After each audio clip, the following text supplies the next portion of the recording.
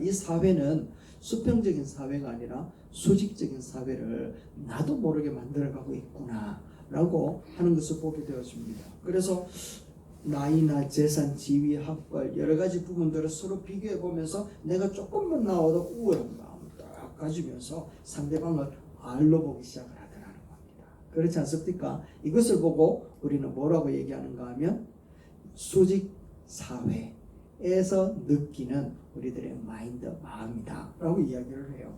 특별히 그런 면에서 보면 유대인들도 굉장히 큰 차별을 갖고 있었습니다.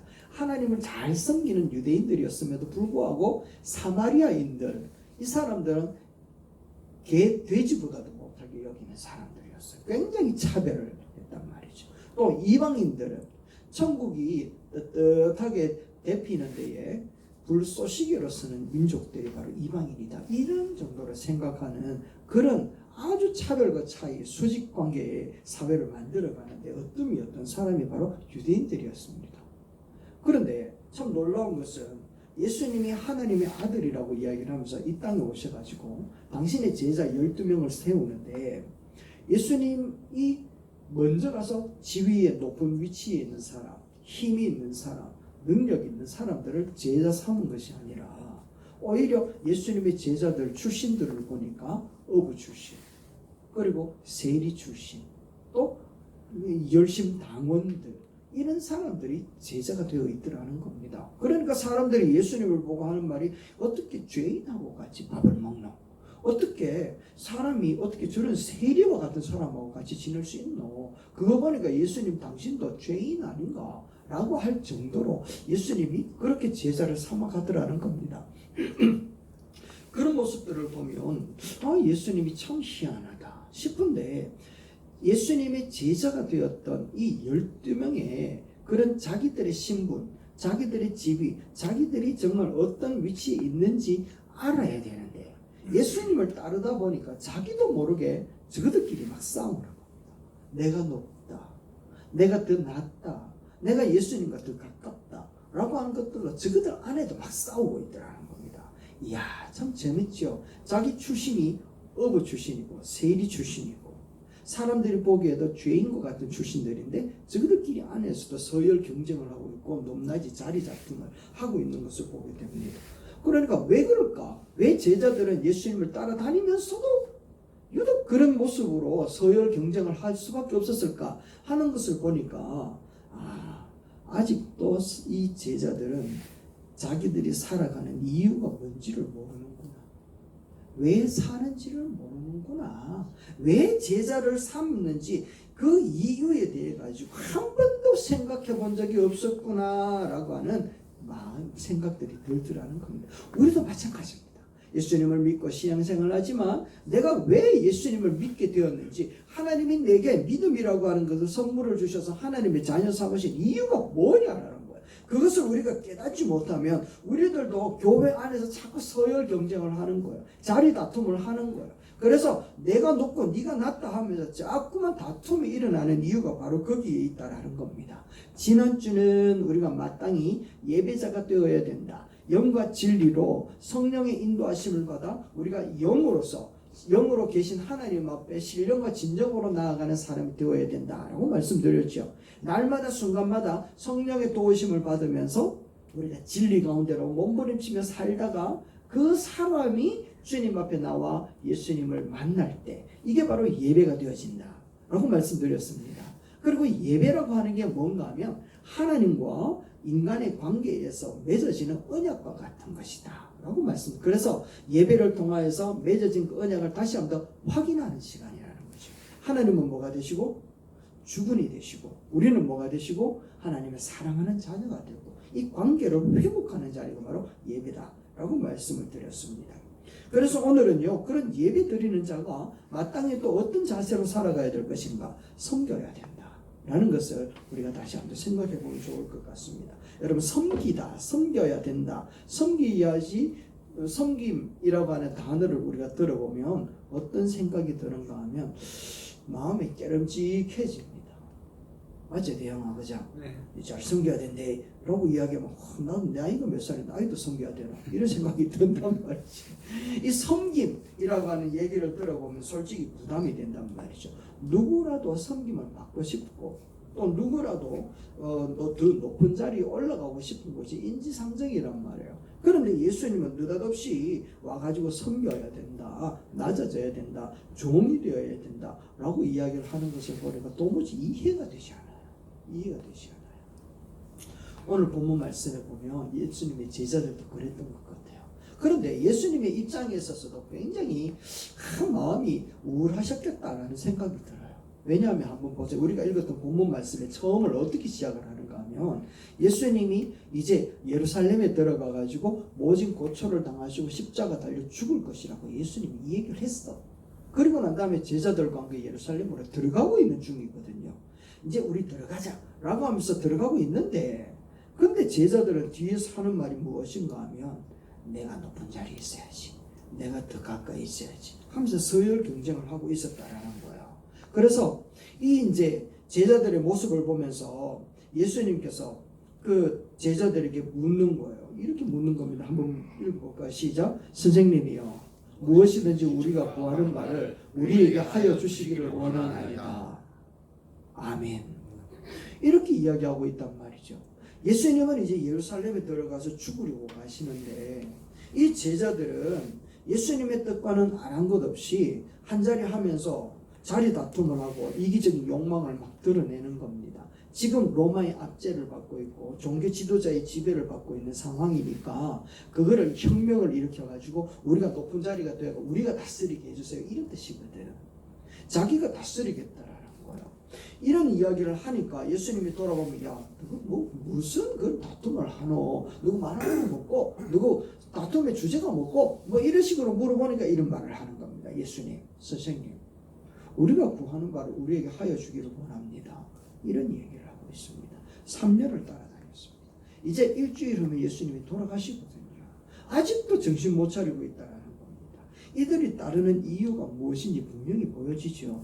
자기들이 원하는 바를 얻고 싶었기 때문이었구나 라는 겁니다. 자 보세요. 우리가 구하는 바를 우리에게 하여 주세요. 예수님이 원하는 바를 우리를 통하여 이루어지기를 원합니다. 이런 고백 안 하잖아요.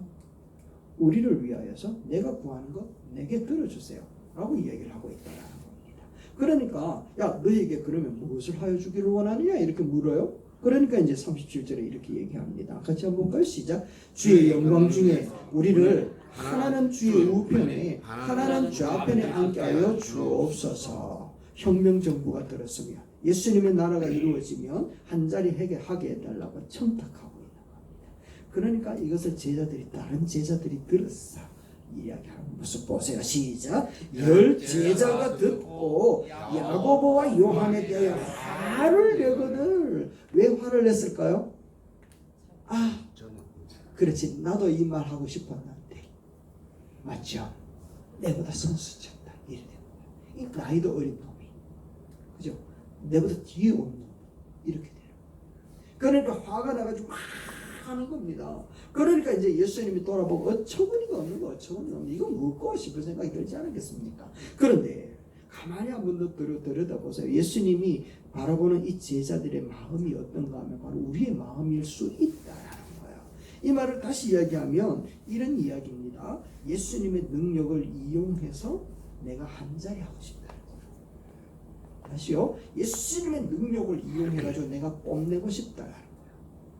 예수님의 능력을 이용해가지고 내가 자랑하고 싶고 예수님의 이 능력을 이용해서 내가 성공하고 싶다라는 거예요. 누가 주인입니까? 내가 주인입니다. 예수님의 능력은요 수단과 도구가 되어버린 것이요. 그런 마음이 제자들의 마음이었다라는 겁니다. 그러니까 이제 예수님께서 이런 말을 없이 던지는 겁니다. 43절 시작. 너희 중에 누구든지 크고자 하는 자는 너희를 섬기는 자가 되고, 섬기는 자가 목적이 되어야 되지 크고자 하는 것이 목적이 되면 안 돼 라고 얘기를 하고 있다라는 겁니다.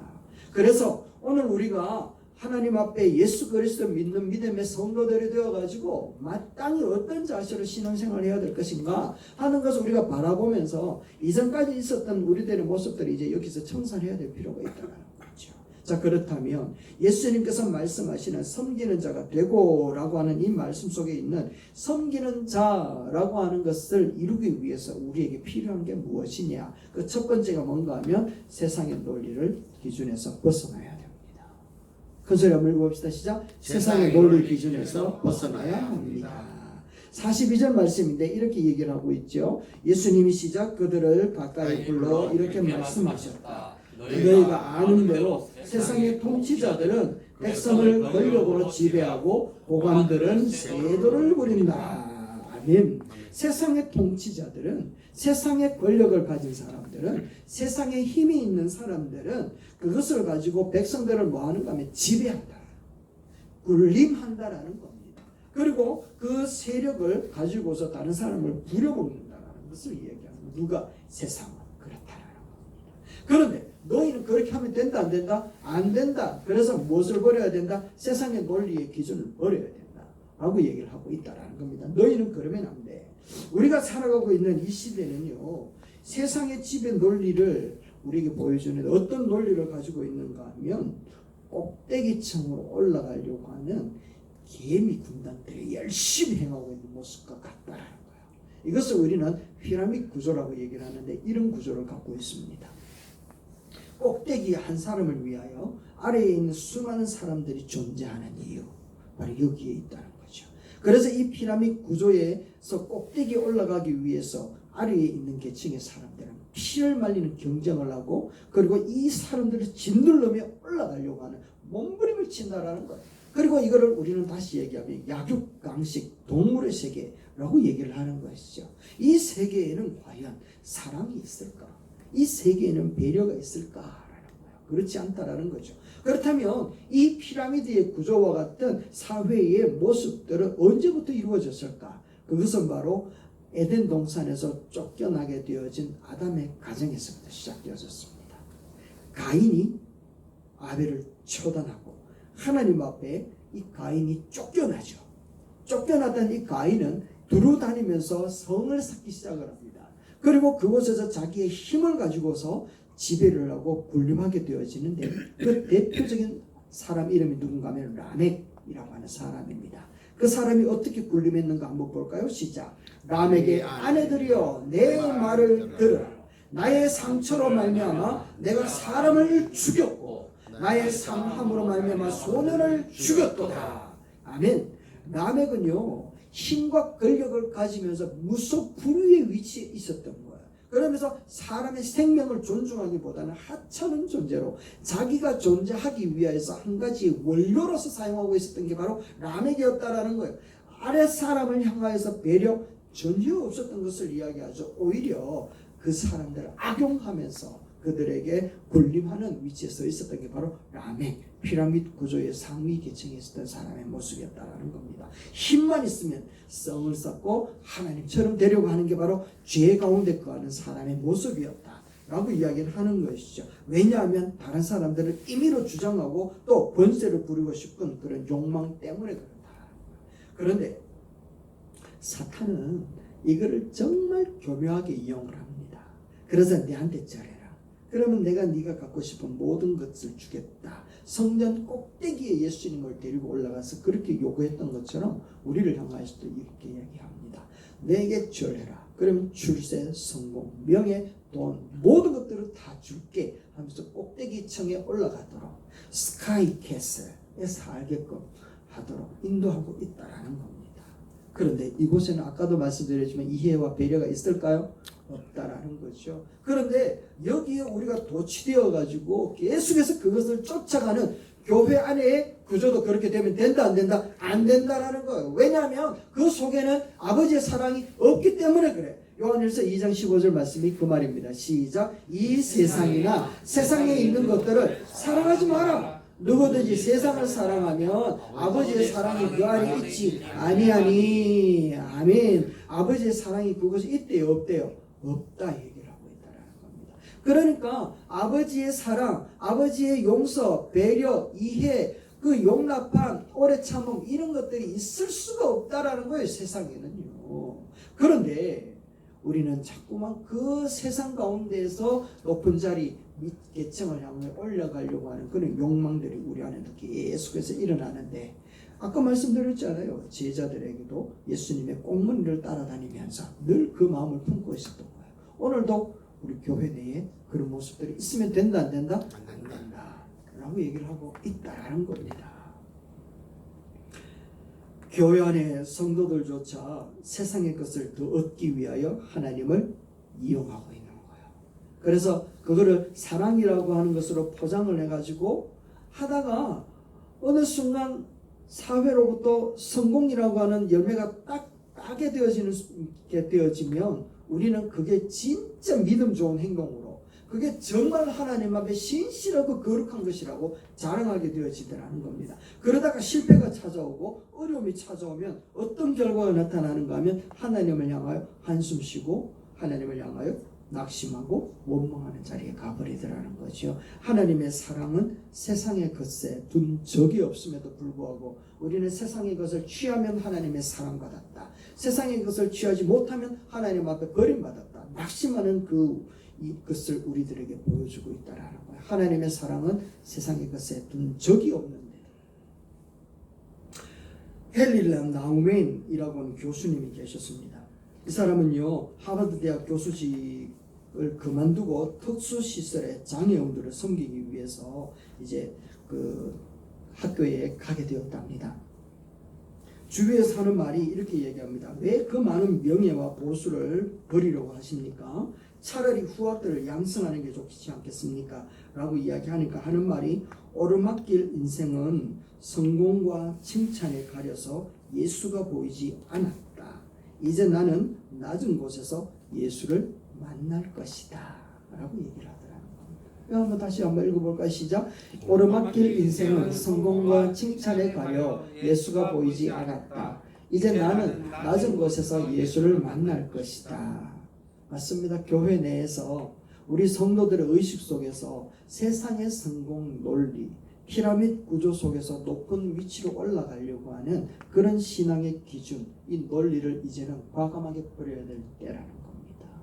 그렇다면 우리는 어떤 심정으로 마음을 가져야 되는가 하면 바로 두 번째 여기에 있습니다.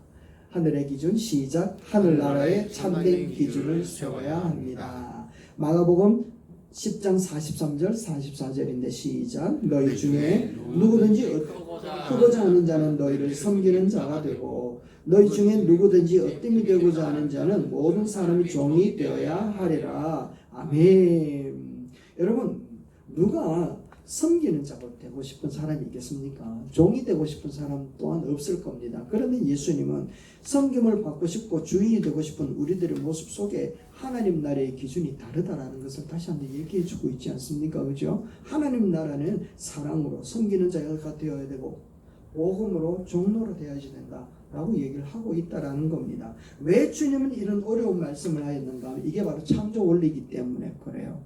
여러분, 참 희한한 것은 죄를 지은 인간은요, 모여서 계속해서 피라미드 구조 속에서 최고 높은 위치에 올라가려고 합니다. 그럴 때마다 하나님은 인간 사이에 직접 개입을 하셔서 그 피라미드 구조를 싹 정리해버리고요, 하나님이 원하시던 창조 질서로 다시 한번 재정리하는 모습들을 보여줍니다. 그 첫 번째가 어딘가 하면 바로 여기에 있습니다. 노아 홍수입니다. 네피림이라고 하는 그 하나님의 아들들과 사람의 딸들이 결혼하면서 그 시대가 얼마나 악해졌는지 그 마음으로 생각하는 모든 계획이 악해져 있었습니다. 피라미드 구조 속에서 이 네피림들이 왕노릇하고 힘있는 자들이 군림했거든요. 그러니까 하나님이 개입하셔가지고 무엇으로 심판해버렸다고요?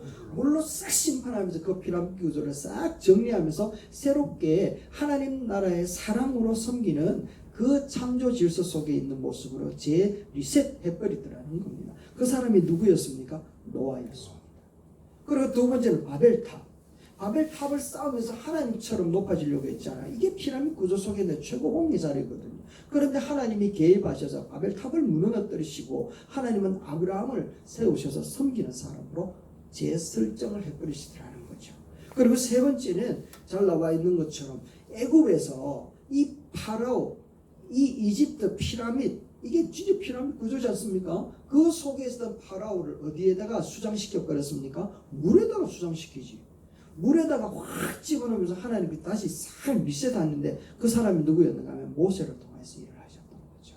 그리고 이제 마지막으로 예수님께서 오시는데 그 시대에도 보면 피라미드 구조 속에 제일 꼭대기에 로마 황제가 있었고 그 밑에는 대제사장들이 있었고 그 밑에는 바리새인들이 있었습니다. 그리고 그 밑에는 유대인과 이방인과 많은 사람들이 있었던 거죠. 그곳에 누가 오셨습니까? 예수님이 하늘 권세를 버리시고 가장 낮고 천한 자리에 오셔서 그 피라미드 구조에 있는 모든 구조들을 싹 리셋시켜 버리시고 누구든지 믿는 자는 하나님의 자녀가 된다라고 하는 것을 싹 설정해 버리시더라는 거죠. 하나님은요 피라미드 구조가 이루어져가는 세상을 그냥 두지 않더라는 겁니다.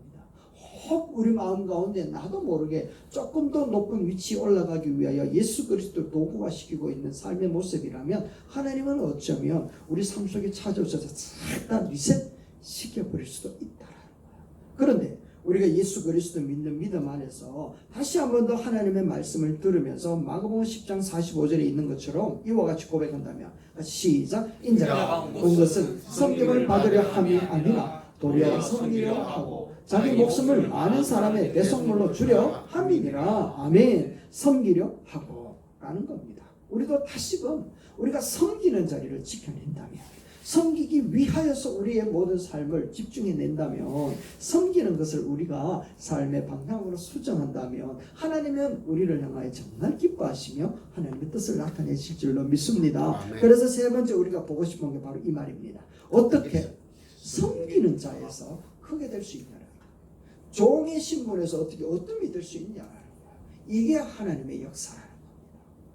우리의 생각으로는 섬기는 자는 끝없는 섬김의 흙수저의 모습으로 살 것 같고 종의 신분은 끝없는 흙보다 더 나쁜 똥같은 인생을 살아야 되는 것 아닌가라는 생각이 드는데 하나님의 역사는 그렇지 않더라는 겁니다. 만약에 너희가 섬기는 자리에 서 있고 종의 위치에 내려갈 수만 있다면 하나님은 너희를 어뜸이 되게 하고 높은 자리에 세워주신다. 약속의 하나님이신 줄로 믿습니다. 아멘. 아멘. 놀라운 역사 아니겠습니까? 그 예를 우리가 잠시 보면서 마치려고 합니다. 예수님께서 십자가를 지고 골고다 언덕을 올라가실 때였습니다. 너무 무거웠습니다. 십자가가. 몸에는요 온갖 상처투성이고 피에 피를 다 흘리면서 언덕길을 올라가고 있는데 군병 하나가 와가지고는 무겁게 들고 가 있는 이 십자가를 못 들고 가니까 그 사람 중에서 건장한 남자 하나를 탁 끄집어내가지고 십자가를 지게 만들었습니다. 자기 의도는 하나도 없었습니다.